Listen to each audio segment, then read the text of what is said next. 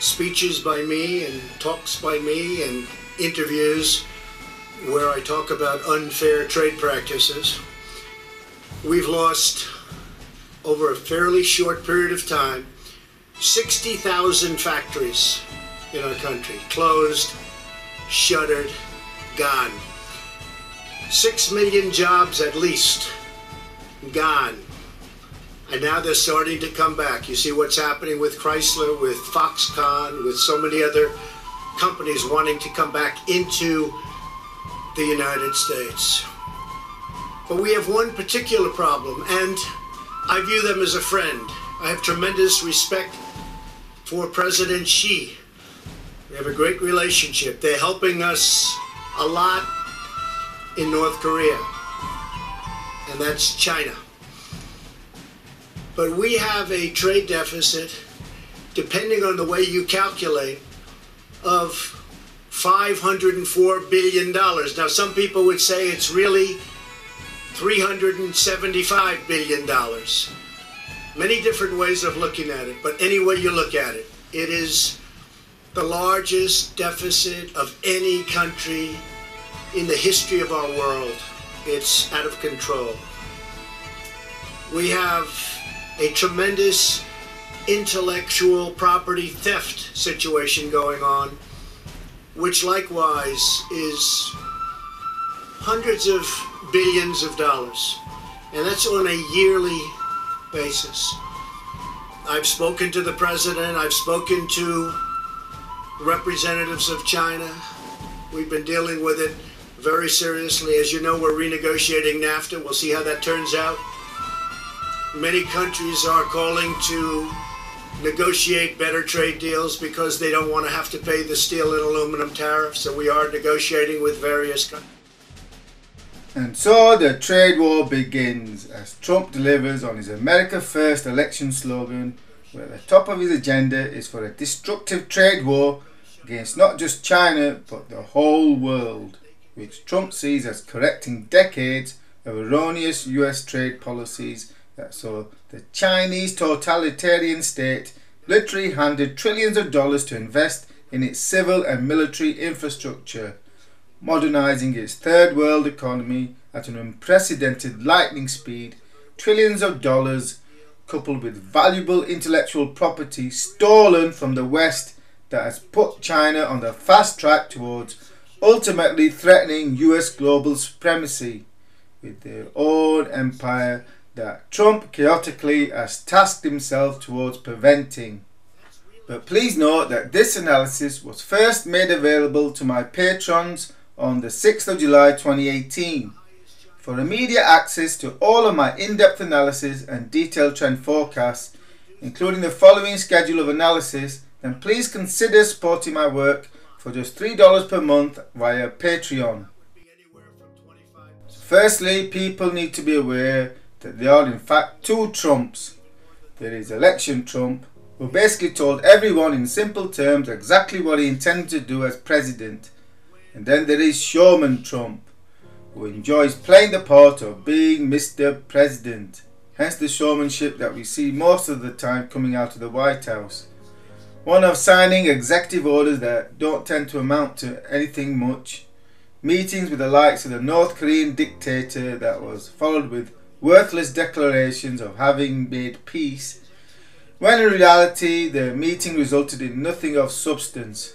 That is what people will see perhaps 80% of the time, as Showman Trump, which is why the mainstream media tends to get so easily confused and wrong at what are the most probable outcomes. I mapped out in my Trump Reset series of what to expect from the real Donald Trump before he took office, where the key theme was that the US was inevitably trending on an accelerated path towards war with China, and why one needs to look at events taking place under Trump through the prism of the collision between the world's two military and economic superpowers. The United States as the de facto global superpower, brushing up against the emerging Chinese superpower, seeking to break out of the 400 or so US military bases that encircle China, and ultimately seeks to displace the United States with its own Chinese empire. analysis which I plan to periodically update in a series of Trump reset war with China videos that mostly have remained pending, however now which Patreon has given fresh impetus towards resuming the completion of. In December 2016 I mapped out how I expected the Trump trade war would play out, not just against China but even against America's allies such as Canada and the European Union. Whilst most economists and political pundits refuse to take the Trump statement seriously, treating it as just electioneering, especially given his post-election grandstanding, and so I've been taken by surprise this year when he actually started to implement what he warned of during the 2016 election campaign, all of which are contained with my analysis of December 2016. And here we stand in mid-2018 with Trump's trade war against China literally about to start today, as the first of a series of tariffs are due to kick in on $34 billion of Chinese goods, some of that mountain of stolen Western tech that the Chinese have been selling back to the West at knockdown prices, courtesy of never having undertaken the R&D costs involved, whilst China will soon implement its own retaliatory tariffs on mainly agricultural US products, targeting Trump voters. And given the announcements made earlier this year, then this trade war between the US and China could easily spiral to over $300 billion, maybe beyond $400 billion in tit-for-tat escalations, something which the mainstream press still fails to realize, given at this late stage that it's not just about trade, it's all about competing empires, instead putting hopes on the trade dispute fizzling out here. And here's a look at the trade war timeline for 2018. January 2018, Trump starts the trade war going by announcing steep 30% tariffs on solar panels and washing machines, aimed at China's dumping of subsidized solar panels onto the US market. March 2018, Trump resumed his trade war rhetoric against China by targeting Europe, Canada and Mexico, as well as China, with 25% steel tariffs worth about $50 billion, though initially exempting Canada and Mexico. April 2018 sees tit-for-tat responses from China and the US. China warns of targeting Trump's agricultural voter base, whilst the US plans to target technology products, again totaling about $50 billion, whilst Trump presses the pause button on implementation of the 25% steel tariffs against until the June 1st. May 2018, Japan, Russia and Turkey also warn of retaliation against the steel tariffs. June 2018 sees US steel tariffs kick in, with a lot of tit-for-tat announcements from China of an additional $50 billion of tariffs. Even India joins in by announcing tariffs on some US goods. Then on 22nd of June comes the big one. Trump threatens European car manufacturers with a 20% tariff, up from just 2.5%. That towards the end of June prompted a retaliatory response from the European Union, threatening tariffs on $300 billion of US goods. Overall, as things stand, this suggests the US versus the world faces average tariffs of 20% across about $500 billion of goods this year. That would cost the US $100 billion and likewise the rest of the world a similar amount. So the global economy on face value takes a $200 billion hit, which is basically a pinprick given its $78 trillion size. Obviously, some sectors are clearly going to be hit hard, resulting in much disruption, such as the auto manufacturers and Trump's agricultural base. And belligerent Trump is clearly nowhere near done yet, so this trade war has got a long way to run, especially if Trump intends on wiping out the near $400 billion trade deficit with China. So how did we reach the current situation where the United States and the rest of the West scored a massive own goal by handing third world China the means to construct its own economic and military empire? The answer lies with a banking crime syndicate and the insatiable thirst for profit.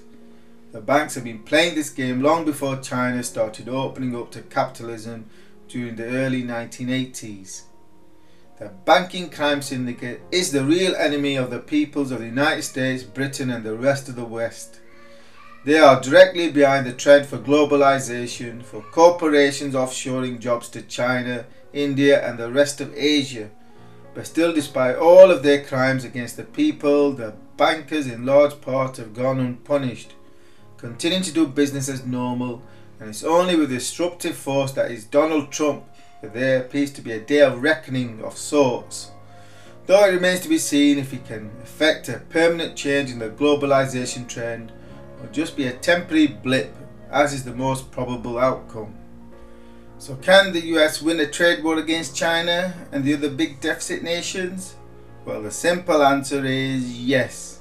If the US targets the trade war against all those nations where the US has a large trade deficit, such as China, Germany, Italy and Mexico. However, the problem is that the European Union is one bloc, a buffer for the German economic empire that basically dilutes the economic force that the US can exert on China, as it allows China to give concessions to the EU and other nations in attempts at expanding access to markets so as to offset the impact of tit-for-tat trade war with the US. In totality, the US exports $2.2 trillion of goods and services whilst importing $2.75 trillion, resulting in a large annual trade deficit of about $550 billion. But the main culprit is of course China, against which the US has consistently had a large trade deficit for decades that currently stands at an annual $350 billion that China manages to maintain through manipulation of its currency by keeping the Chinese currency weak relative to its key export markets, i.e. the US and Europe, the cost of which has been the loss of at least 10 million US manufacturing jobs to China. So Trump is right that China has stolen millions of jobs from the US, with perhaps a net 4 million have been lost to the rest of the world. Therefore, according to Trumponomics, he can bring those 10 million jobs back home to America. So logic dictates that a targeted trade war against China, coordinated with America's allies, could be relatively easily won that would put the emerging Chinese economic empire on the defensive. Unfortunately, I foresaw that this is not how the trade war would play out under President Trump, who clearly never thinks things through fully, instead reliant on the likes of Fox News soundbites for his intelligence briefings and research. So of course he would turn his trade tariff guns on America's allies such as the EU and Canada, South Korea and Japan, which he has, as he is unable to see past the trade deficit table whilst completely missing the big picture.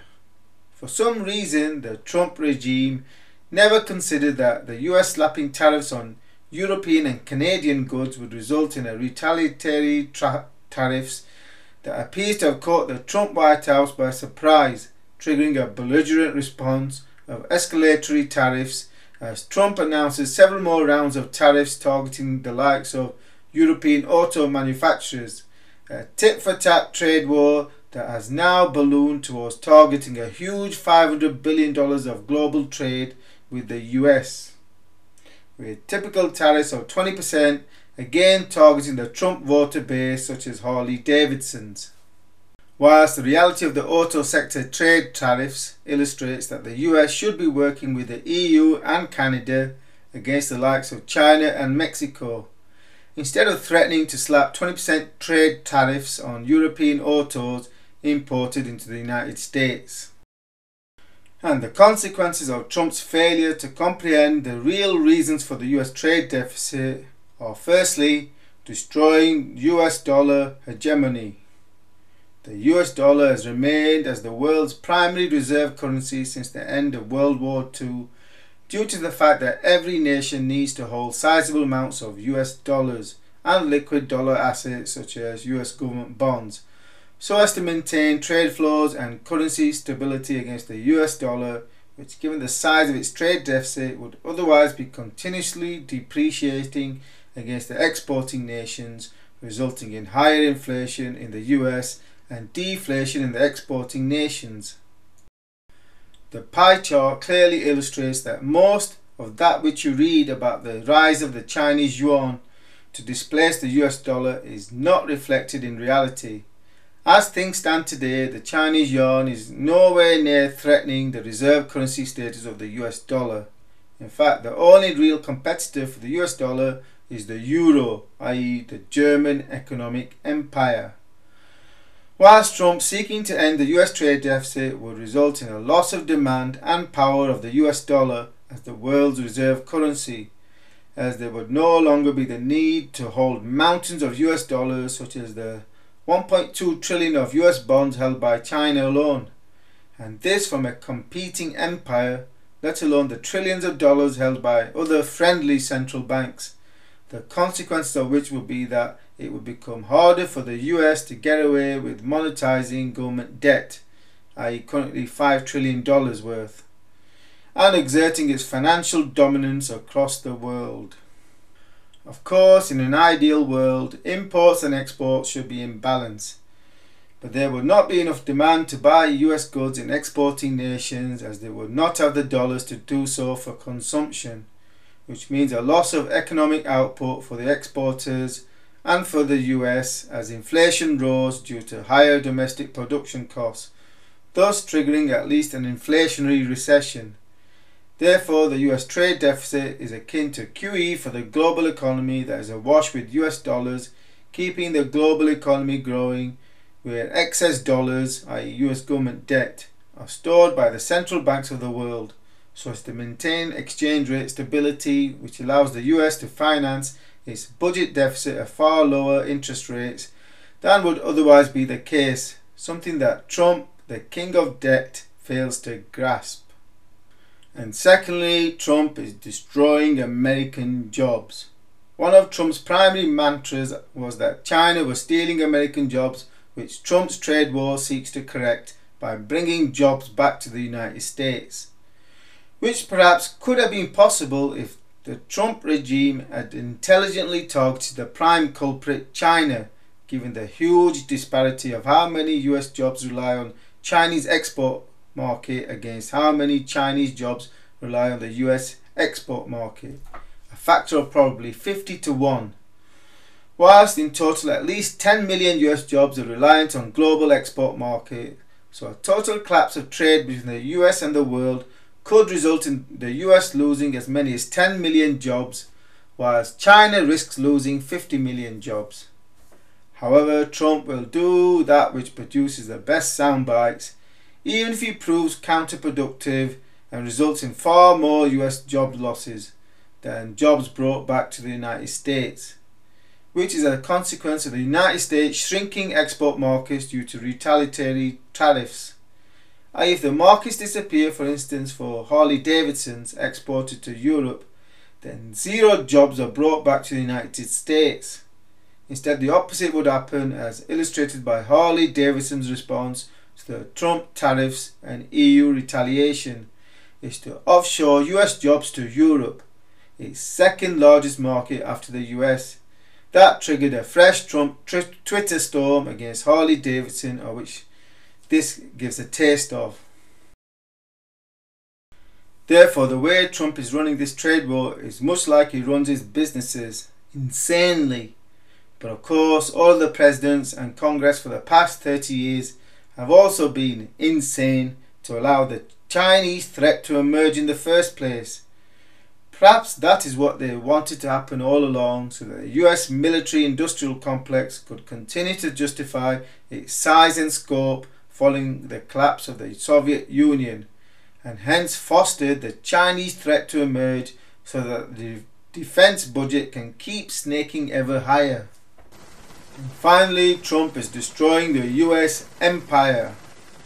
Whilst I did foresee that Trump, with his simplistic America First worldview, would target trade deficit with allies such as the EU, Canada and Japan, however, I consider this to be an epic empire-destroying mistake, for he makes the fundamental mistake of not realizing that Western nations, including Japan and South Korea, are actually part of the US empire, one where in exchange for favourable trade terms allows the US to exert itself financially, economically and militarily across the whole world, which enabled the US to first destroy the Soviet Union and subsequently, having successfully kept Russia largely contained within its borders. That is until Trump took office with the help of Russia's Tsar Putin. The next big mistake of all presidents of the past 30 years or so was, instead of excluding China from the US empire's trade club, China has been allowed to insidiously slide its way right into the core of the US empire's economic system, a huge benefit to China, all achieved through unfair trade practices and outright theft of intellectual property, something that the West never allowed Russia to get away with. So to be clear, China is a corrupt, thieving regime out to steal Western technology on a grand scale, which then dumps cheap copies of Western goods onto Western markets, resulting in the theft of tens of millions of Western jobs, as the West has a far higher cost of living and thus could never compete against Chinese slave wages that the likes of Apple has embraced, all whilst the Chinese economic empire continues to expand the size of its military, ready for emergence of the Chinese military empire. Yes, Chinese theft of Western technology and intellectual property is rampant, and no one, not America, not Europe, not you, nor me, is immune from the state-sponsored theft actions of the Chinese state, corporations and individuals. Trump's actions in office are not just limited to the highly damaging trade war against America's Western allies, with whom Trump should be coordinating the trade war against China, but his actions are undermining the very pillars on which the US empire stood for 70 years, such as NATO, which, as I warned in December 2016, not only risks destroying the fundamentals of the US empire, but risks giving birth to new competitor empires by unleashing the likes of Germany in Europe and Japan in Asia to rearm and once more embark upon their own military and economic agendas in the name of defence, where in Europe the emerging Fourth Reich, already in existence economically, would see the reason for its militarization as a deterrence against a belligerent Russia, as US guarantees could no longer be relied upon. Whilst in Asia we have Japan also rearming due to the lack of credibility of US military guarantees in deterrence of the ever-expanding Chinese empire. Though as these two new competing empires emerge and grow, then undoubtedly they would seek to displace US influence in their regions.